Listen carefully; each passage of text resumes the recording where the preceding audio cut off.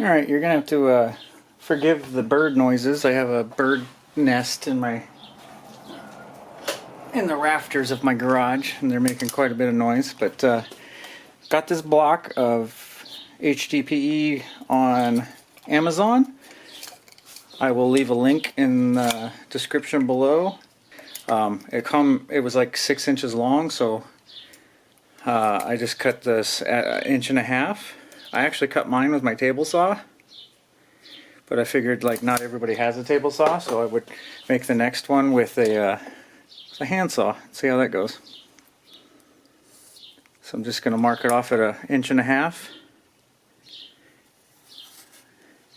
and I'm going to cut that with my handsaw. If you do end up cutting this stuff with your table saw, you just have to go really slow, because if this plastic melts, it's got a really low melting point, and if it melts and gets stuck to your blade, it can be really dangerous. So you got to go slow.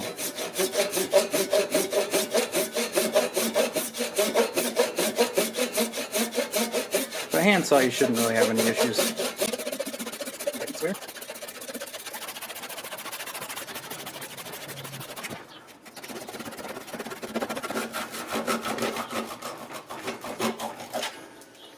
Alright, there you go. Nice and square. Alright, now you should have a block that's 2 inches by 3 inches by 1.5 inches. So you lay it flat on its side, and what I did was I measured in 1/2 inch from both sides at the top here.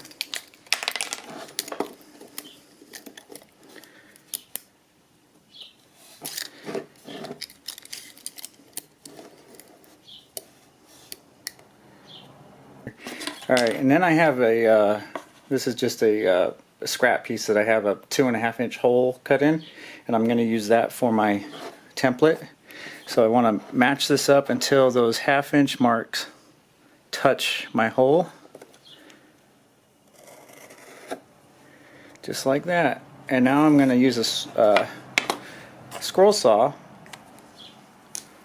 to cut that circle out, and I'll clean it up with some chisels and a file and make it nice and clean.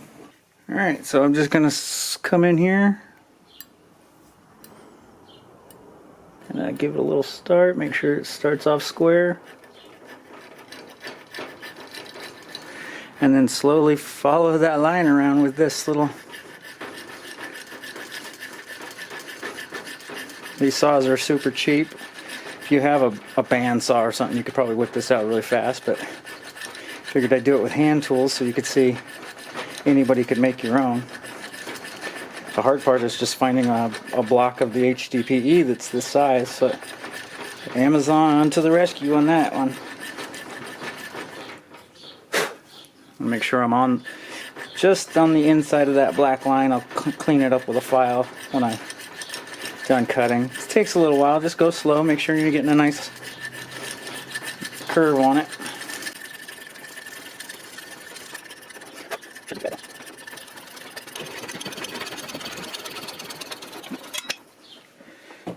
Just like that. And there you go. You can see my line didn't quite match up, so I'll have to take care of that with a chisel. So it started out good, but then somewhere along the way it got off, but it's no big deal. I have a chisel right here, and it chisels really easily. So I just put my chisel right on that line and just carve it out so that it's nice and even.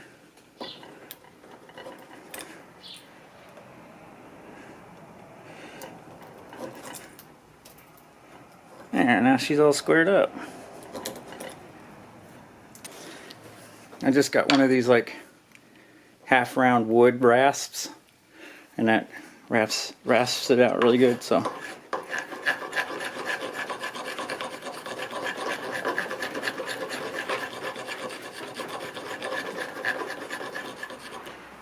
this is pretty much done. It was pretty much done with the file, or with the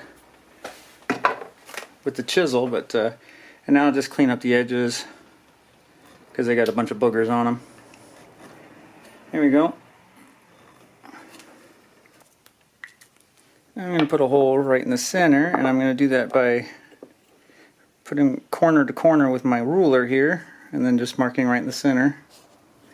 That, and I'll do corner to corner on the other side. Like that, gives me a little X. Now I'll do my little punch to start where the drill bit will go.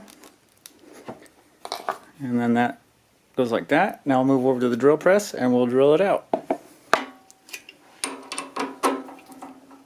I'm going to drill a 1/4 inch hole. It doesn't really have to be that big, it just makes it easier, and there's no real reason it should be any smaller.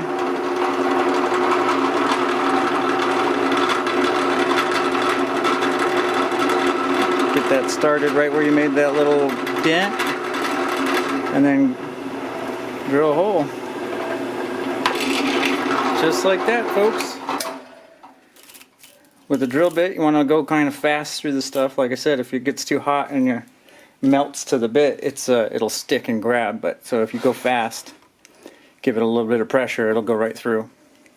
Alright, now I've got the riser made and the hole drilled in it. I want to drill a hole right here.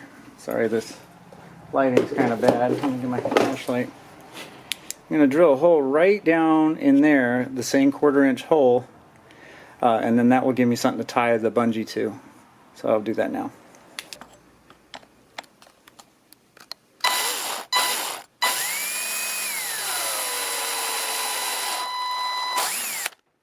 Just like that. It's very thin, so not hard to do.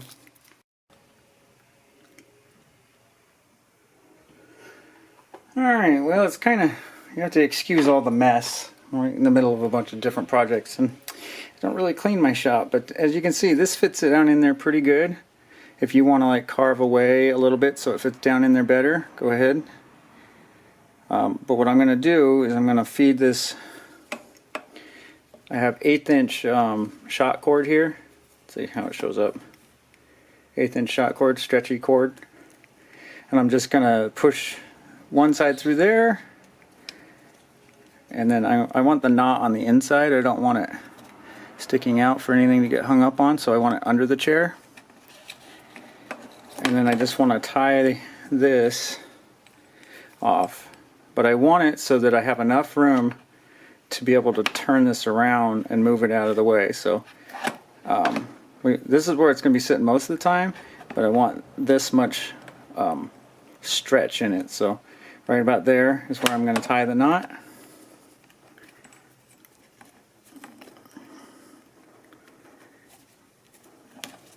Oh, come on. Just like that, folks. And now I can still stretch it and move it around, but it won't fall off when I take my chair off, or if the chair pops up in the water, or you know, whatever, you tip your boat over, the riser blocks won't go anywhere. I can move them out of the way, and I can still use the chair normally. I can put it up on the riser this way. I can put it up on the riser this way and get about another 1/2 inch of height, or we can even stand it right up on end, and as long as you have the straps on, it will hold it down, and I'll show you how that looks when it's on the boat. This is how it sets on the boat in the normal position. This is probably where I'll have it most of the time, but the cool thing about this is if you don't like this position, you can undo these straps, and then you can either put it back at the original spot and they'll just be sitting there. They won't fall overboard or anything because you got those bungees on it, or you can put them in this position, or if you want to go up another 1/2 inch, you can turn them over. It doesn't actually need anything to curve on that, because this isn't, once these straps are on, it won't go anywhere. And then you just tighten that down. And if that's still not enough, if you look at the seat compared to the top of the kayak, it's still got an incline. You can even go higher with this and go straight up like that. And as long as it's strapped down good with these straps, it won't go anywhere. I mean, I probably wouldn't be pedaling it like that. There's nothing pushing forward or backwards on this, and it's in there pretty good when you got this strapped down really good. Anyway, I think the wind's starting to pick up. It's starting to sprinkle, so let me know what you think. Thanks, guys.